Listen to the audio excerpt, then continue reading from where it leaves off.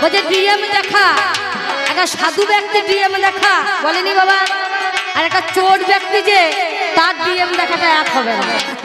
যে চোর তার মনে ভয় থাকে, মানে দুজনাকার কিন্তু দেখাটা এক হবে না। ঠিক বলেছো? কারণ যদি চোরের কথাই বলো, আমি এমন কোনো কাজ করিনি যে আমি চুরি করেছি, তাই না?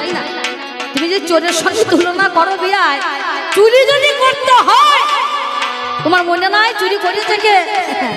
চুরি যদি করতে হয় তুমি চুরি করেছো, চুরি আমি করতে যাইনি, করনি।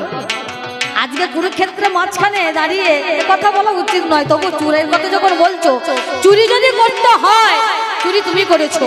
ওই গোপিনীতে বসন চুরি করেছো, সেইখান থেকে আরম্ভ করে গোপিনীতে মন চুরি করেছো, সেখান থেকে আরম্ভ করে দেখো তুমি কত চুরি করেছো। নন্নি চুরি করেছো, করনি? কিন্তু চোরে যদি হতে হয়, তুমি চোর হলে আগে দুর্যোধনের মতো সাধু নাই দেখো খুলে। বিয়াই বসাই বলতে বলতে আমার কাছে যায়, তাই তো বলি ও গো বিয়াই তোমারে জানায়। বলতে বলতে বিয়াই দেখো আমার কাছে গায়, আমায় বলে দুর্যোধনে তোমারে জানায়। ওরে তোমার একটাই আছে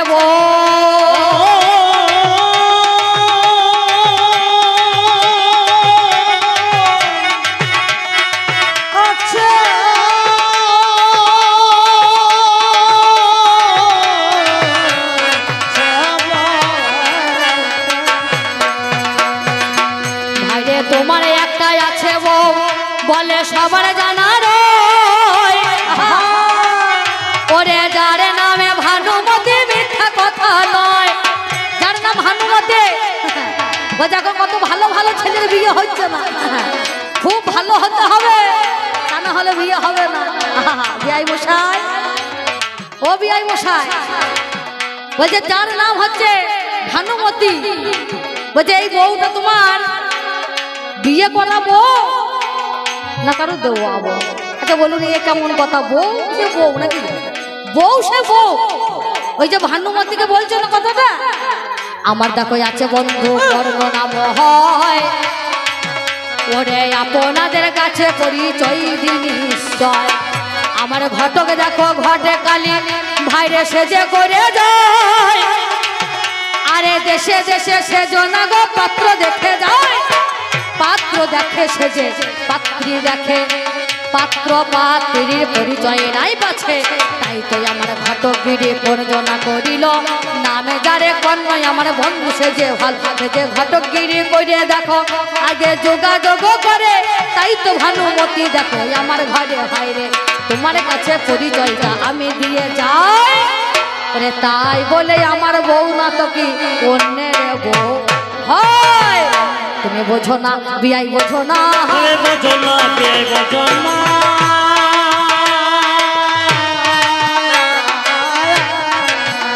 বিয়াই বোঝো না, বিয়াই বোঝো না, বোঝো না বিয়াই, বোঝো না। ওরে যা বোঝো না তাই বলো, বোঝো না বিয়াই, বোঝো না, যা বোঝো না তাই বলো। বিয়াই মশাই ঘটকগিরি কইরে ওই কোন আমার বন্ধু ওই ভানুমতিকে খুঁজে দিয়েছিল, তাই বলে বউটা আমার নয় থেকে অন্যের বউ নাকি? যদি আমার বউ যদি না হলো তাহলে আমার ঘরে কেন? আমার বউ যদি না হলো তাহলে আমার ঘরে এলো কেন? আমার মনে হয় এর মাথাটা পুরোপুরি খারাপ হয়ে গিয়েছে, বুঝতে পারছেন? খারাপ না হলে কেমন বলে, নিজেই বলছে সেনা দিলাম তোমায়, সমমুখ্য আমার সমান যোদ্ধা আমার যা আছে এদেরও তাই আছে। এমন কথা বলার পরও আবার নিজে যখন বলছে কেন কপটতা চালে কি করে, মানে আমি শিখিয়ে দিচ্ছি তোদেরকে পাঠিয়ে দিচ্ছি, কিন্তু ওর হয়ে যুদ্ধ করবি না, করবি আমার হয়ে। এ কেমন দেওয়া হলো? একে দেওয়া বলে না, তাহলে একে পুতুল বলা হয়। প্রাণটাকে নিয়ে যদি পুতুলের মতো দাঁড় করিয়ে দেয়, সেখানে ভুলি আবরায়, তাকে পুতুল ছাড়ার অন্য কিছু বলা যাবে না। তবে যা বলিলে বেশ বলিলে তা ক্ষতি নয়। যুদ্ধ হলো ধর্মযুদ্ধ, সবার জানার হয়। আমার কুরুক্ষেত্র যুদ্ধ,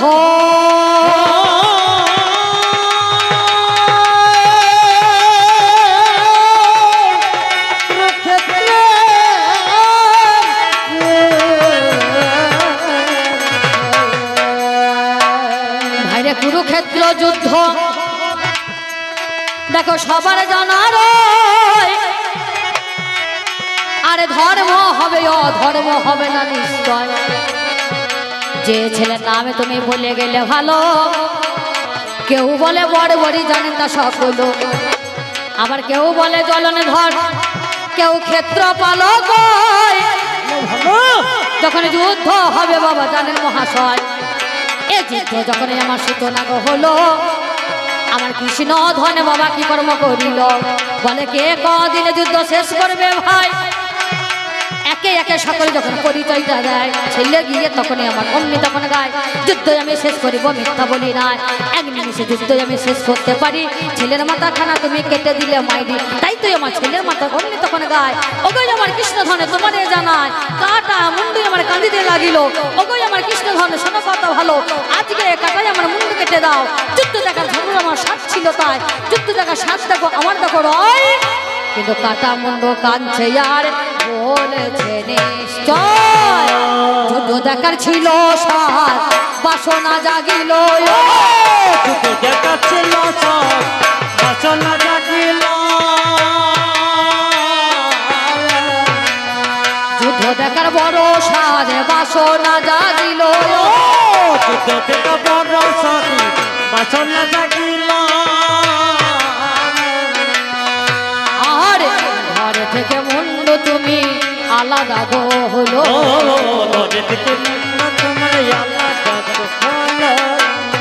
এবার কাটা মুন্ডু কাঁদে আমার কৃষ্ণের কাছে গায়, বলে ও গো আমার জনার্দনে তোমারে জানায়। এই কথাটা বলে গেলেন কে? তোমার কৃষ্ণ ঘর। আচ্ছা কৃষ্ণ নিজেই বলছে এ যুদ্ধ আমার আর ভালো লাগে না, এ যুদ্ধ কে কদিনে শেষ করতে পারবে বলো। যখন বড় ঘোষণা হয়েছে, সেখানে ছোট ছেলে বালককে যখন কথাটা বলেছে, তুমি তো বলে দাওনি যেখানে ছোট ছেলে কথা বলতে পারবে না, এখানে একমাত্র বড় মানুষই কথা বলবে, ছোট বালকরা কথা বলতে পারবে না, ওই এমন তো নির্দেশ তুমি দাও না। তাহলে তুমি এটাই বলেছিলে কে কদিনে যুদ্ধ শেষ করবে। বিশ্ব বললেন আমি 10 দিনে, গুরুদেব আচার্য বললেন আমি 5 দিনে, তাই তো একে একে ঘোষণা হচ্ছে। অন্য বলল আমি 2 দিনে, শল্য বলল আমি অর্ধ দিনে, দুর্যোধন বলল আমি অর্ধ দিনে। এমতো সময়ে বালক কি বলছে আমি 1 নিমিষে শেষ করব। 1 নিমিষ কেমন হে গোবিন্দ, চোখের পাতা পলকের মধ্যে যেমন বন্ধ হয়, পলকের মধ্যে যেমন খুলে দেয়, ওই 1 নিমিষ সময়টুকু আমার লাগবে। বলো তো কি এমন দোষ করলো সেই ছেলে? সুদর্শন চক্রকে ডাক দিলে অস্ত্র ধরবে না বলেছিলে, কিন্তু ডাক দিলে সুদর্শন চক্রকে। কোথায় আছে সুদর্শন চক্র? সে সুদর্শন চক্র ঘুরতে ঘুরতে আসছে, কৃষ্ণ আদেশ করলো ওই বালকে ধর থেকে মাথাটা আলাদা করে দাও। ধর থেকে মুন্ড আলাদা হলো, কাটা মুন্ড কাঁদছে আর কৃষ্ণকে বলছে কৃষ্ণ এই যুদ্ধ দেখার যে বড় স্বাদ ছিল, এই যুদ্ধ দেখারে আমার বড় স্বাদ ছিল। বলো বেশ, ওই ঈশান কোণে বাঁশের ডগে ওই মুন্ডুটাকে ঝুলিয়ে দিল। বালক বলল শোনো জনার্দন, যদি ন্যায় যুদ্ধ হয়, যদি ন্যায় হয়, আমার কাটা মুন্ডু সর্বদাই কৃষ্ণ নাম করবে, কৃষ্ণ গুণগানে গাইবে, বদনে ভরে কৃষ্ণ নাম কৃষ্ণ নাম কৃষ্ণ নামে গাইবে। কিন্তু যদি অন্যায় যুদ্ধ আমি বুঝতে পারি, সেদিন আমার এই কাটা মুন্ডু কৃষ্ণ নামে বন্ধ করে দিয়ে শুধু অঝরে আমার এই মুন্ডু শুধু কেঁদে যাবে, শুধু অঝরে কেঁদে যাবে। আমরা মহাভারতের মাঝখানে আমরা পাই কাটা মুন্ডু নদিনে আমার এসেছিল ভাই, দেখো গোবিন্দের নাম করেছে মিথ্যা বলি নাই, আমার নদিনে কাটা মুন্ডু কেঁদে দেখো গেল, আমার অধর্ম হলো দেখো কুরুক্ষেত্রে ভালো, আমার কুরুক্ষেত্র ধর্মক্ষেত্র ভাইরে সবার জানার, কিন্তু ওই অধর্ম হয়েছিল মিথ্যা কথা নয়, অধর্ম কথা। দ্রোণাচার্য ভাই গো আমার গুরুদেব হায়, যখন গিয়েছিল যুদ্ধ করতে তোমারে জানায়। দ্রোণাচার্য যখন যুদ্ধ করতে গেলেন, আচার্য গুরু এই অর্জুনের রথের সারথিকে গোবিন্দ, অর্জুনের রথের সারথি। অর্জুন বলছে গোবিন্দ আজ আমার গুরুদেবের সঙ্গে যুদ্ধ, আজ আমার গুরুদেবের সঙ্গে যুদ্ধ, এই যুদ্ধ আমি কেমন করে করব? যে জন আমার গুরুদেব, যিনি আমায় এই যুদ্ধ শিখিয়েছেন, তুমি যে বললে আমার থেকে সৃষ্টি হয়েছে নারায়ণের সেনা, তাহলে কৃষ্ণ থেকে যদি নারায়ণের সেনা তৈরি হলো, তাহলে তার দেহেতে বিলীন হলো, তাহলে তারা সকলে কৃষ্ণের কাছে পরাজিত হবে, তাই তো? তাহলে এখানে দেখা যায় পরশুরাম যিনি গুরুদেব, তিনি কিন্তু শিষ্যের কাছে পরাজিত হয়েছিল। দেখা যায় যার নাম দ্রোণাচার্য অর্জুন, সেখানে দ্রোণাচার্য অর্জুন, অর্জুনের কাছে দ্রোণাচার্য পরাজিত হয়েছে, শিষ্যের কাছে হার মেনেছে।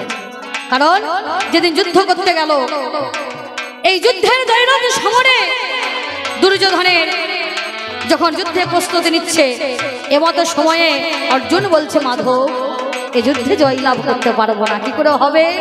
যে গুরুদেবই আমায় এই যুদ্ধ শিখিয়েছে, যার কাছ থেকে যুদ্ধ আমি শিখেছি, আজ আমি সেই গুরুদেবের সঙ্গে যুদ্ধ করে উঠতে পারবো না। এমতো সময়ে বাবা কৃষ্ণ তখন গায়,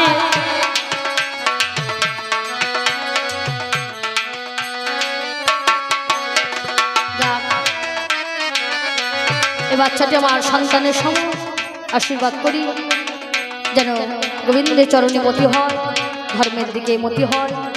দেওয়ার মতো কিছু নেই, এটুকু আমি কামনা করি। সকলে ভালো থাকুন, সকলে সুস্থ থাকুন, এইটুকুই আশা রাখি। তাই মাগো, একবার উচ্চ স্বরে একবার দিন উলুর ধ্বনি হৃদয়ে গৌরে হরি হরি বল, হরি বল, হরি বল, হরি বল, হরি বল, হরি বল, হরি বল, হরি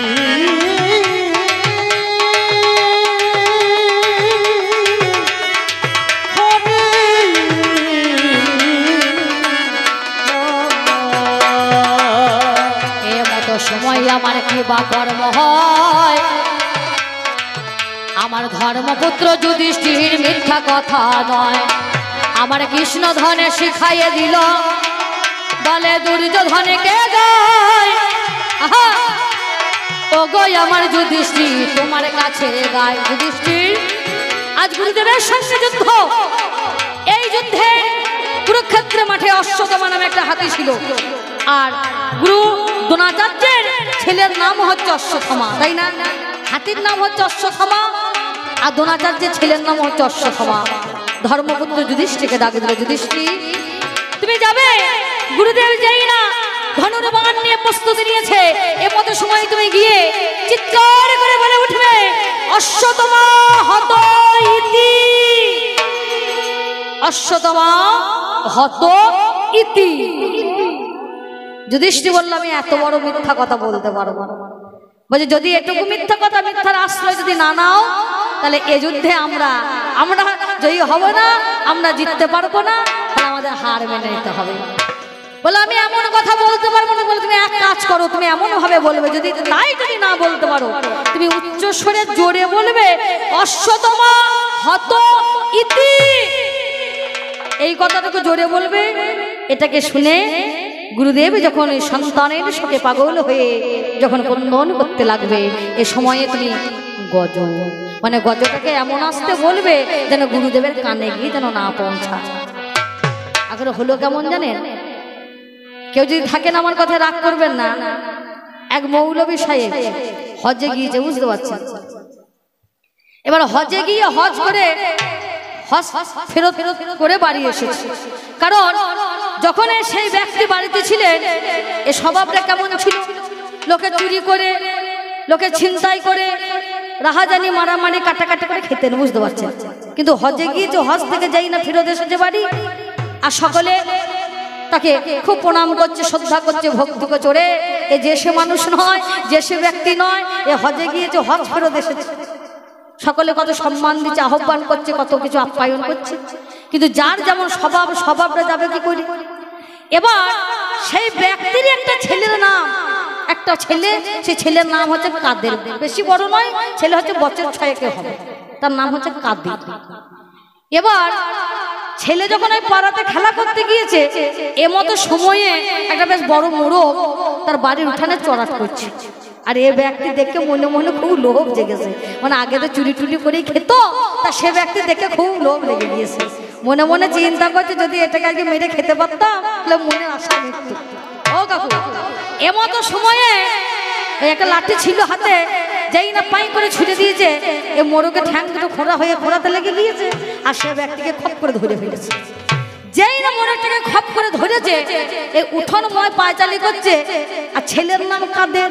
মনে মনে চিন্তা করছে মোরগটা আমাকে খেতেও হবে, অথচ যাতে অধর্ম যাতে না হয়, অথচ মানুষ যেন না বুঝতে পারে, সবাই যেন আমি ধর্ম করে করেই বেড়াচ্ছি। এ তখন মোরগটাকে নিয়ে উঠানের মাঝখানে শুধু পায়চালি করছে আর চিৎকার করে ডাকছে, কাদের কাদের, মানে ছেলের নাম কাদের, ছেলের নাম কাদের। একবার এ মাথা, একবার সেই মাথা, একবার ওই মাথা করে চিৎকার করছে, কাদের কাদের কাদের, আর আস্তে করে বলছে মুরগি কাদের, মানে কাদেরটা পাড়ার লোক সবাই শুনতে পাচ্ছে, কিন্তু মুরগিটাকে এমন ভাবে আস্তে করে বলছে মুরগি, সেটা আর কেউ শুনতে পাচ্ছে না। এ দেখছে আমার বলাও হচ্ছে, আর পাড়ার লোক মনে মনে চিন্তা করছে ও ছেলে কোথায় পালিয়ে গিয়েছে, তাই বাবা ছেলে খুঁজছে, তাহলে এর খাওয়াও হলো, অথচ লোকে বুঝলো ছেলেকে ডাকাও হলো। তদ্রূপ যুধিষ্ঠিরকে শিখিয়ে দিল, তুমি বলবে অশ্বতমা হত ইতি। আস্তে করে যখন গুরুদেব সন্তানের সঙ্গে পাগল হয়ে যখন ক্রন্দন করবে, কিন্তু বউকে ভাসিয়ে দেবে, তখন তুমি বলবে যেন গুরুদেব কানে যেন না পৌঁছায়,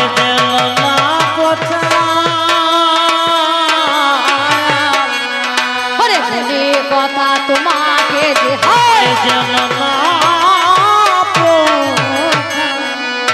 এবার গুরুদেবের কাছে আমার যুধিষ্ঠির যায়, ওরে অশ্বতমা হত ইতি চিৎকার করায়। গুরু মনে মনে চিন্তা করে, দেখো সন্তান বেঁচে নাই, আগে সন্তানের চিন্তাতে পাগল হয়ে যায়, গলার মধ্যে সেই চিলে অগ্নি পড়ে গেল। আমার দেখে দেখো মনে দেখো হচ্ছে দেখো ভালো, তারা দুই নয়নে জলে ভাসে, নয়নে বাড়ি ঝরে, পক্ষ দিয়ে সেই জলে অগ্নি হয়ে যায়। এইভাবে যখনই আমার চিন্তা করে ভাই, এমতো সময়ে আমার কৃষ্ণ ধন পায়, কৃষ্ণ ধনে আমার অর্জুনকে গায়, ওরে আমার অর্জুনে তোরে কাছে গায়, ওরে আমার অর্জুনে তোরে কাছে গায়, ওরে প্রতিচ্ছবি হচ্ছে যেমন সর্বে দশায়। দেখো ভালো করে লক্ষ্য করে, সর্বে তোমার গুরুদেবকে কামড়ে শেষ করে দেবে, ঝাঁকে ঝাঁকে বানে তুমি মারবে, দেখো ভালো ঝাঁকে ঝাঁকে বানে তুমি মারবে যত ভালো, ঝাঁকে ঝাঁকে বানে তুমি মারবে, দেখো ভালো, ঝাঁকে ঝাঁকে বানে তুমি মারবে যত ভালো। আরে গুরুদেবকে রক্ষা করবে এইভাবে বলো, রক্ষা করবে এইভাবে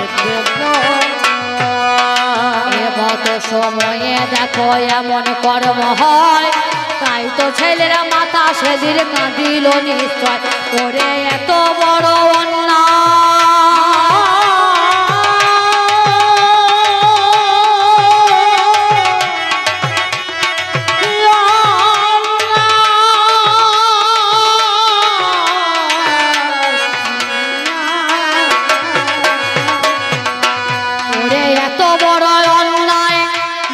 সহ্য করা যায় আমার, তাই তো কাটা মুন্ডু কেঁদে গেল, তাই ও গো আমার মাধব করি নিবেদন, এ কেমন বিচার তোমার হইল গো এখন, কুরুক্ষেত্র যুদ্ধ আমার ধর্মযুদ্ধ হয়, ওরে ধর্ম বলতে দেখতে কিছুই পায় না নিশ্চয়, ধর্ম বলতে কিছুই দেখি না, ধর্ম বলতে কিছু দেখি না, ধর্ম বলতে কিছুই দেখি না, ধর্ম বলতে কিছু দেখি না। আগে শোনো ভাই তুমি শোনো, ধর্ম বলতে হরি হরি বলে হরি বলে হরি বলে। আচ্ছা আমি যদি চোরি হলাম, আমি যদি এতই খারাপ হলাম, তাহলে তোমার ছেলের সঙ্গে আমার মেয়ের বিয়ে দিলে কেন? কথাই বলে যে যেমন তার কুটুম তেমন, কি গো কাকা বাবু, তাই তো বলে যে যেমন তার কুটুম তেমন। আমি যদি খারাপ হলাম, আত্মীয়তা তো এমনি এমনি হয় না, আত্মীয়তা হয় কখন আত্মায় আত্মায় মিলন না ঘটলে পরে থেকে আত্মীয়তা হয় না। তাহলে তুমি যদি এতই ভালো হলে এই দেশ দুনিয়ায় কি মেয়ের কি অভাব পড়ে গিয়েছিল? আর তোমার ছেলে ভালো ছেলের বিয়ে হওয়ার তো অভাব নাই, তোমারই কথা। তাহলে ভালো ছেলে, অতি ভালো ছেলে কি তোমার ছেলে ছিল না? মেয়ের কি এতই অভাব পড়েছিল? আমি যখন ভালো নয় খারাপ, তাহলে আমার মেয়ের সঙ্গেই কেন ওরে তোমার ছেলের বিয়ে দিলে, তোমার ছেলে বিয়ে দিলে কেন আত্মীয়তা স্থাপন করে তোমার ছেলে বিয়ে দিলে। তবে শোনো কথা বিয়ায় মশাই, আমি তোমায় বলে যাই বলে গো আমার বিয়ায় মশাই, আমি তোমারে জানাই বিয়ায় মনে কি পড়ে না তোমার, দেখো মনে কি পড়ে না বিয়া সেই দিনের কথা তোমায় করি আলোচনা। কোন দিন? আমার মা, আমার মা, আমার মা যার নাম হচ্ছে গান্ধারী, এই গান্ধারী জননী তিনি ছিলেন শিব ভক্তা, শিবের পূজা দিতেন, শিবের পূজা করতেন। শিব হচ্ছে কুল দেবতা, তা শিবের পূজা করছে, শিবের পূজা করতে করতে মা, মায়ের পূজায় শিব সন্তুষ্ট হয়ে সেদিন মাকে বলেছিল ওরে গান্ধারী তুই কি চাস বল। সেদিন আমার মা বলেছিল আমরা পুত্র সন্তান চাই। কেন? পুংনাঙ্গ নরক থেকে উদ্ধার পাওয়ার জন্য একটা পুত্র সন্তান প্রয়োজন হয়। পুংনাঙ্গ নরক থেকে উদ্ধার পাওয়ার জন্য শেষের দিনে ছেলের হাতে পিণ্ড পেয়ে যেন স্বর্গে বাস হয়, তাই তো বাবা? সেই জন্য একটা পুত্র আমরা আশা করি। কিন্তু এই যে কুরুক্ষেত্র যুদ্ধ আরম্ভ হয়েছে, এতে আমার একে একে সব ছেলেই মারা যাচ্ছে। আমার এটুকুই মনে আশা, আমার ছেলে ওই জ্যেষ্ঠ পুত্র যে জন্য দুর্যোধন, যেন আমি মরার পর জানি জন্মালে মরতে হবে, অমরকে কোথা কবে মরবে, কিন্তু আমার এটুকুই আশা যেন আমি যেন পিণ্ড পাই আমার সন্তানের হাতে, তারপরে না হয় মরবে, কিন্তু আমার আগে যেন আমার সকল ভোগ যেন তুমি খালি করে দিও না। সন্তুষ্ট হয়ে সেদিন ভোলা মহেশ্বর দেখো মাকে আমার কথায় আমার দিল নিশ্চয়, বলে রাত্রি দ্বিপহর বেলায় যদি তোমার ছেলে আসে দেখো ল্যাংটা হয়ে আসবে এই শিব মন্দিরে, তবে ল্যাংটা হয়ে আসবে ছেলে, মিথ্যা কথা নয়। এই বলিয়া মায়ের কাছে করে নিবেদন, মা জননী জনদিনী আমার কাছে গায়, আমায় বলে দুর্যোধন তোরে জানা ওরে রাত্রি দ্বিপহর বেলায়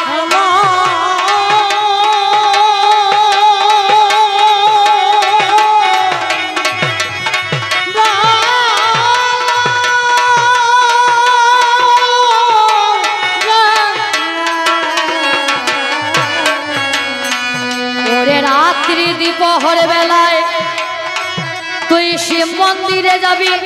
আহা, রাত্রি দ্বিপহর বেলায় তুই শিব মন্দিরে যাবি, আমি থাকবো সেই শিব মন্দিরে।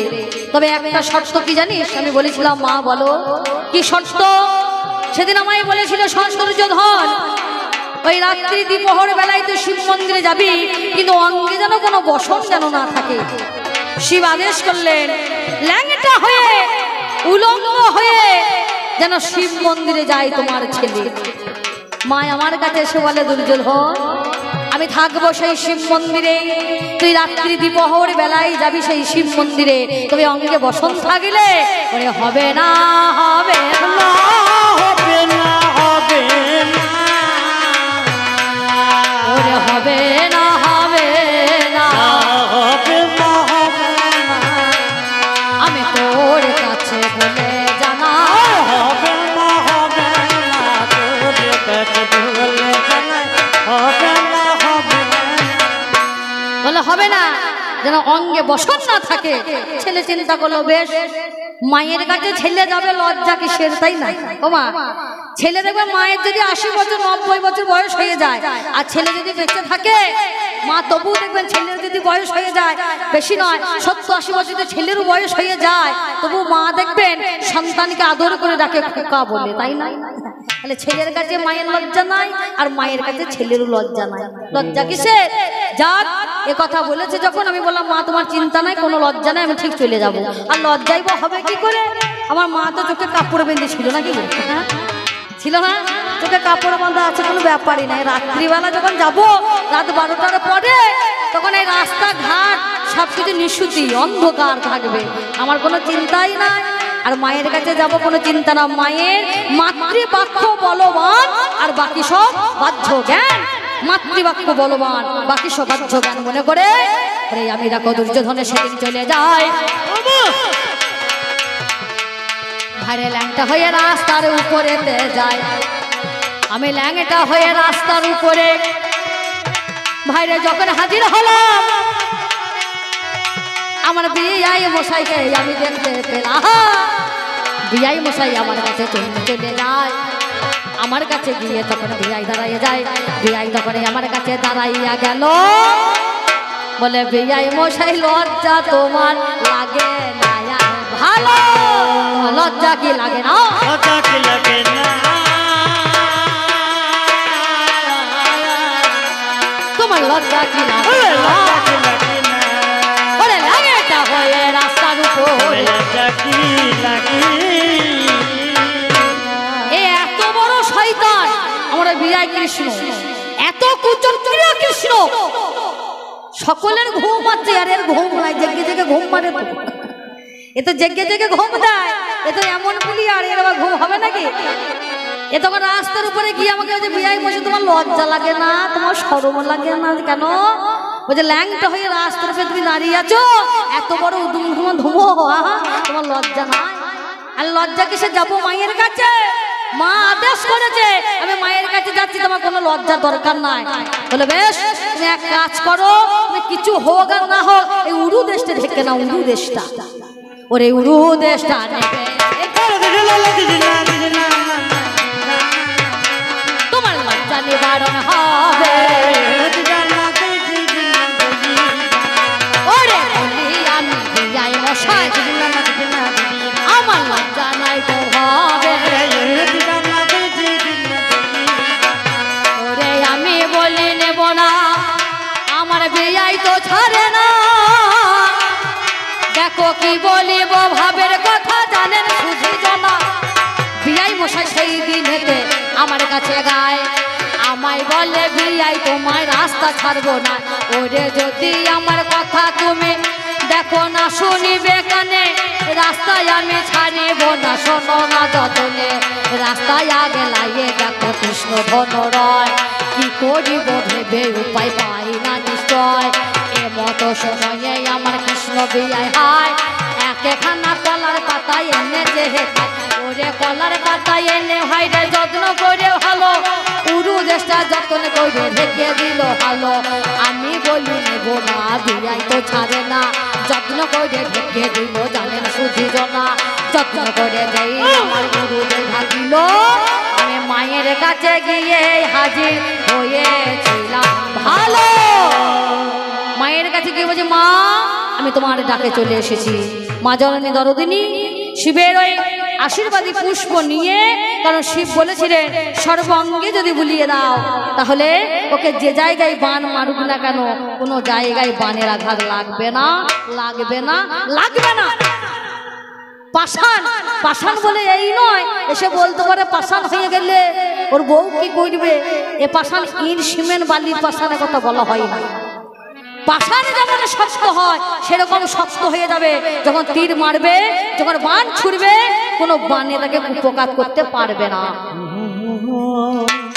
এবার মা আমার ওই আশীর্বাদী শিবের আশীর্বাদী পুষ্প নিয়ে যেই না মাথা থেকে অঙ্গে বুলাতে বুলাতে বুলাতে বুলাতে যেই না উড়ুতেছে হাত করেছে, আমাকে মা জিজ্ঞাসা করছে দুর্যোধন এ কি সর্বনাশ দুর্যোধন, এই উড়ু দেশটা তোমার ঢাকা কেন? বললাম মা আমার বিয়াই মশাই, মাগো তোমার যোজনা ভাইপো ওই কুন্তির ভাইপো হচ্ছে কৃষ্ণ, আর কুন্তির যা হচ্ছে আমার মা গান্ধারী। তোমার যে ভাইপো আমার সে বিয়াই মশাই।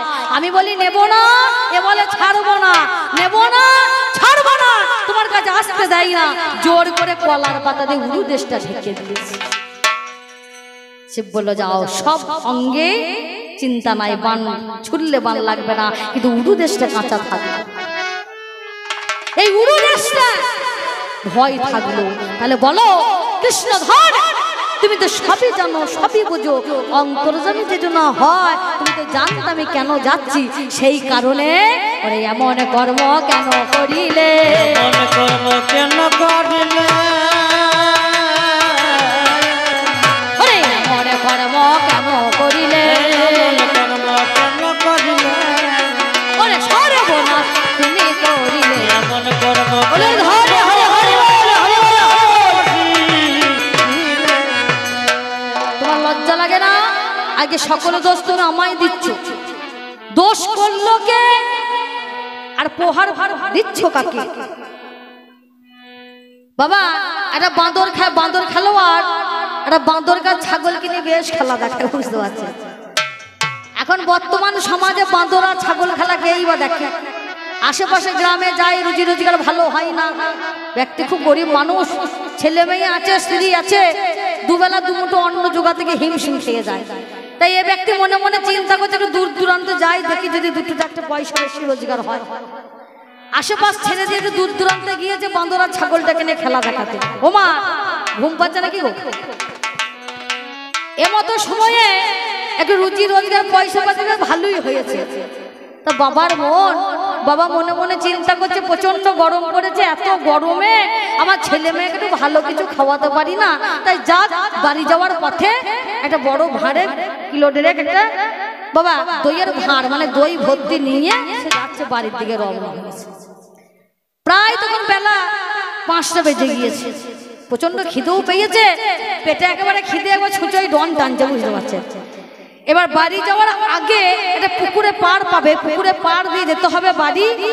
এ ব্যক্তি মনে মনে চিন্তা করছে পুকুরে পাড়ে যখন চলে এসেছি তখন বেলাও অনেক পড়ে গিয়েছে, আবার বাড়ি যাব, আবার পুনরায় পুকুরে স্নান করতে আসবো, তাহলে এক কাজ করি একেবারে দুটো ডুব মেরে বাড়ি চলে যাবো, তাহলে গিয়ে জামা কাপড় বদলিয়ে দুটো খাওয়া হবে।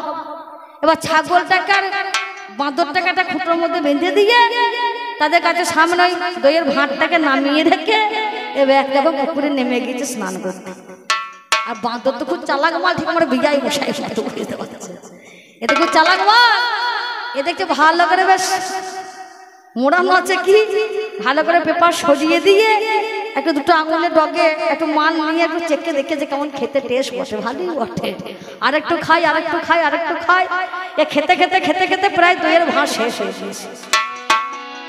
বাঁদর তোকে মনে মনে ভাব জোরে আর আমার রেহাই নাই, পিঠের চামড়া গুটিয়ে সব এক জায়গায় করে ফেলে, যাতে এ দোষটা আমার ঘরে না রেখে অন্যের ঘরে দেওয়া যায় সে চিন্তা ফোন দিয়ে আটকাতে লেগে গেছে। এ ফোন দিটা কেমন ঠিক আমার কৃষ্ণের মতো ফোন দি বার করছে, বুঝতে পারছেন, আমার বিজয় মশাই মতো এ ফোন দিবার তখন ফোন দি চিন্তা করছে যে কেমন করে আমার নিজের পিঠটাকে বাঁচানো যায়। এবার ছাগল বাঁধা আছে, ছাগলের বেশ এক হাত দাড়িও আছে, বুঝতে পারছে, হ্যাঁ অনেকটা বয়স হয়েছে তো। এবার ওই দইয়ের ভাঁড়টাকে নিয়ে গিয়ে বাঁদরটা হাতে করে নিয়ে গিয়ে দু হাতে করে নিয়ে ওই ছাগলের দাড়িতে ভালো করে বুলিয়ে দিয়েছে, ভালো করে যাই বুলিয়ে দিয়েছে। আর এখন ভদ্রলোকের ব্যাটার মতো চুপটি করে বসে আছে। এ ব্যক্তি যাই স্নান টান সেরে যাই না পারে উঠে এসেছে, দেখছে এবার কি হইলো, সারাদিনকার পরিশ্রম জলে চলে গেল, ওরে দইয়ের ভাঁড় ফাঁকা দই খেলো কি। প্রথমে বাঁদরের দিকে যেই না তাকিয়েছে, কারণ বাঁদরের মতো চালাক কেউ নাই, সন্দেহ হয়েছে, সন্দেহটা ঠিকই হয়েছে কিন্তু চাললে ভুল হয়ে গেছে। যেই বাঁদরের দিকে তাকিয়েছে, ও শরৎ কাকু, এ বাঁদরটা পুটপুট পুটপুট করে তাকাচ্ছে, ঠিক ভদ্রলোকের ছেলে মানে কিছুই জানে, এত সুন্দর বসে আছে, বেশ ফুটফুট করে তাকাচ্ছে, মনে হচ্ছে এ এমন কাজ করতেই পারে না, বারবার তাকাচ্ছে, কিন্তু ভাব গতি দেখে মনে হচ্ছে এমন কাজ করতে পারে না। এ ব্যক্তি যখন কি করেছে, সঙ্গে সঙ্গে যাই না ছাগলে মনে মনে চেয়েছে, দেখছে কি হলো, ছাগলের দাড়ি ময় দেখছে দই লাগা। এ বুঝতে পারলো দই যদি খায়, প্রমাণ পেলো কে দই যদি খায় আমার ছাগলই খেয়েছে। ছিল একটা বেমরা পড়ে নিয়ে উত্তম মধ্যম ছাগলকে প্রহার করছে। তাহলে দোষ করলো কে আর সাজা পেল কে? তাই বেয়াই মশাই, সকল কারণের কারণ তুমি, নাটের গুরু হচ্ছ তুমি, আর এর ঘরে ওর বলে তুমি দোষটা তুমি। আরে আরে দেখো চাপিয়ে যেও না, দেখো চাপিয়ে যাও না, ওরে বেয়াই তোমায় করি হে মানা, দেখো চাপিয়ে যাও না। তোমার মনে কি পড়ে না? দেখো তোমার কি পড়ে না, ওরে বলেছিল সত্যের কথা, একটু জানেন শুধু জানা, ওরে সত্য ছিল 18টা, দেখো 18টা হয়, 18টা সত্য। আমার যুদ্ধ দেখো করবার পূর্বে ঘোষণা হয় নিশ্চয়, যুদ্ধ করতে করতে যদি অস্ত্র হারা হবে, পুনরায় তার হাতে অস্ত্র দিতে হবে। যুদ্ধ করতে করতে কারো পিপাসা লাগিলে বরুণে দেবে জলে যোগাবে সকল, করে যুদ্ধ করতে করতে